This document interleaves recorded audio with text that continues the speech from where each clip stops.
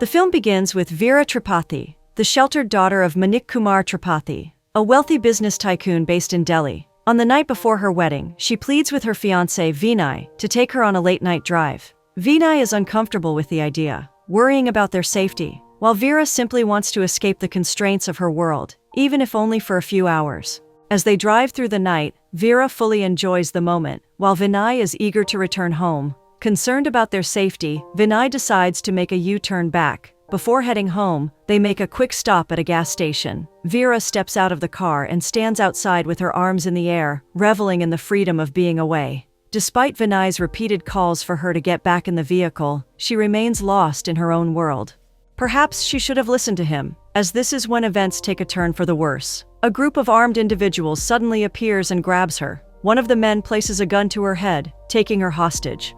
Vinay is left shaken in the car, multiple thoughts running through his mind, yet he has no idea of what to do. In his frustration and anger, he yells at Veera, blaming her for the situation they find themselves in. Meanwhile, other members of the gang forcibly drag Vinay out of the vehicle and speed away with Veera still held captive in the back seat, leaving her in despair as she sits surrounded by the armed men. The kidnappers take Veera to a secure location far away, where they continue to hold her hostage.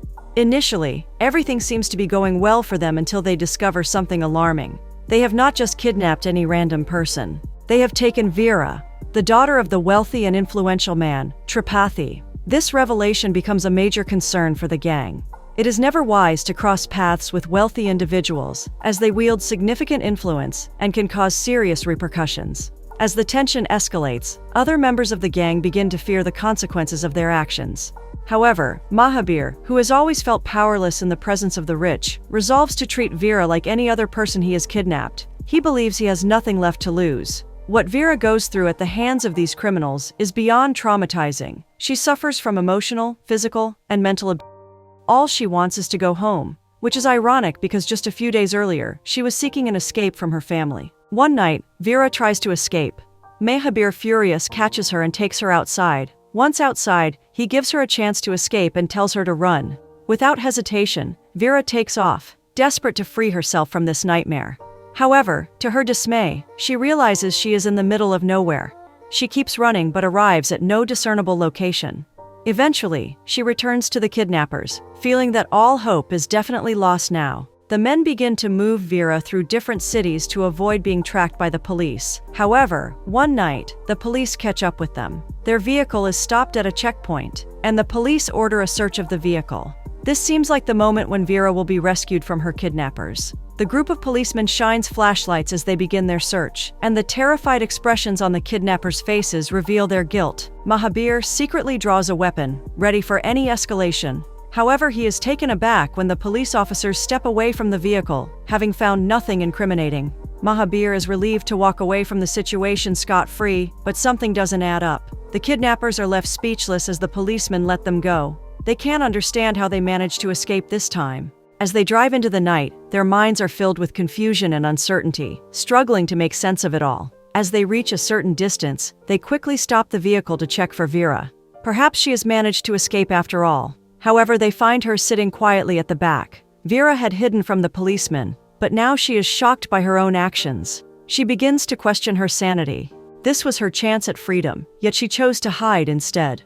The kidnappers stand there in disbelief alongside Veera, and no one can really explain what is happening.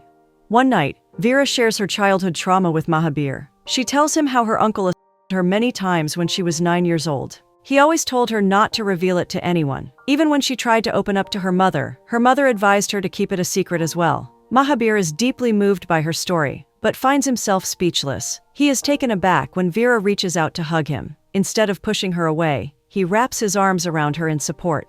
It is a heartfelt yet awkward moment. She concludes that she loves the journey and does not want to return to her family. Veera finds peace and newfound freedom on this endless journey that her captors have taken her on. This is not a typical abduction story. Instead, Veera begins to bond with her captors. From the looks of things, she would rather be here than anywhere else. As they move from place to place, she continues to live in the moment. Veera has no desire to escape. In fact, she may have already escaped from what she truly needed to leave behind. Here, on the road, is her happy place.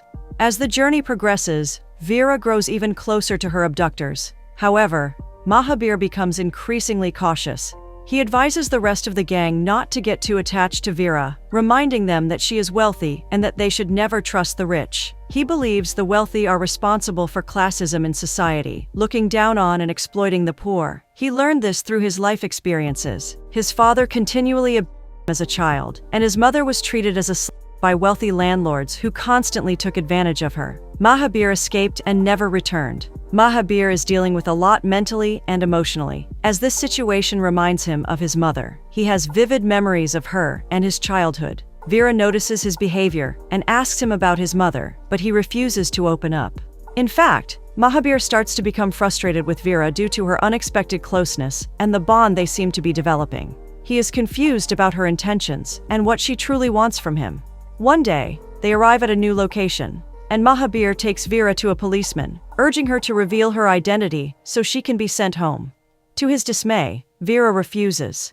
This refusal intensifies Mahabir's frustration, as he struggles to understand Vera's plans. Does she want to marry him? What exactly does she want, and why is she so attached to him? Mahabir begins to plead with Vera to go back home. He no longer wants to be a part of this chaotic life. He believes he is a mess, a murderer and a kidnapper.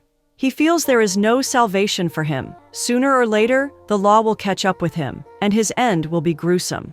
However, Vera refuses to let go. She wants to understand how his life reached this point. Despite Mahabir's efforts to distance himself, she manages to catch up with him. In a moment of desperation, he drags her to some policemen and abandons her there. Yet Vera escapes from the policeman and continues to pursue him. When she catches up with him again, she reveals that he makes her feel different, and she wants to hold on to this feeling a little longer. She admits that she is being somewhat selfish, as them being together would only bring him trouble. As she continues to speak, Mahabir realizes that getting rid of this woman is somewhat impossible. He's stuck with her. The two continue to spend time together, even exploring the mountains. Vera reaches a point where Mahabir's aggression no longer affects her. She simply enjoys his company and wants to be with him for as long as she can. Deep down, she believes there is a gentle and sweet side to Mahabir that just needs to heal. As they travel together, Mahabir begins to fall in love with Vera. They stay in a hilltop house, and Vera reveals that having a small home in the mountains was one of her many dreams. Mahabir becomes emotional seeing how Vera cares for him, reminding him of his mother. That night, both of them sleep peacefully, free from their respective haunted pasts. However, this peace doesn't last long, as trouble soon comes knocking. The next morning, a crowd of police officers arrives at the scene. Vera is sitting outside when Mahabir approaches her. Suddenly, a loud gunshot rings out. Vera turns to see what happened, but then she finds Mahabir lying on the floor, bleeding. A group of officers rushes to him. Vera screams as she rushes to Mahabir, shouting at the officers for shooting him. She demands that they call for medical assistance immediately, trying to explain that he's not a bad guy. Unfortunately, her pleas fall on deaf ears. The scene is chaotic as Vera desperately clings to Mahabir, who is covered in blood and slowly losing consciousness. It is later revealed that Mahabir passed away on the spot. Vera is subsequently brought back to her parents' house, where she slowly recovers from the emotionally draining experience surrounded by her family members, including Vinay. Getting her to recover was not simple. It was almost a battle to keep her calm and sane. She couldn't stop thinking of Mahabir and mentioning his name at the slightest chance. Vera keeps saying that when she was kidnapped, she felt free, but here to her in prison. Gaining strength, she confronts her uncle, who had molested her as a child, in front of her family. She begins to recount all the terrible experiences she had with her uncle. Each time he brought her chocolates and then made her sit on his lap as he began to assault her. How he muffled her screams so no one would hear them, and then asked her not to tell anyone. How she ran to her mother for help, but all she could tell her was not to tell anyone. Overwhelmed, she cries out and breaks down as she asks her father why he warned her about the dangers posed by outsiders, while the real threat came from those close to her.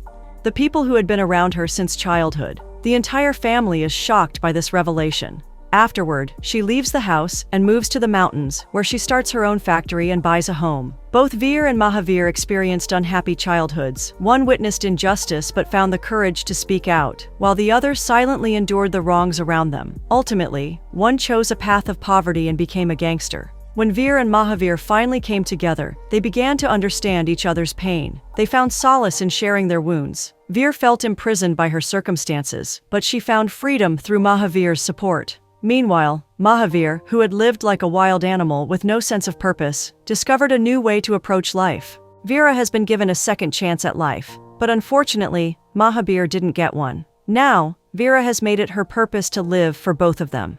Feeling content, she closes her eyes and envisions her 9-year-old self playing happily on the hillside with a young Mahavir, finding peace with the man she loved and their shared childhood experiences. On that note, the film comes to an end.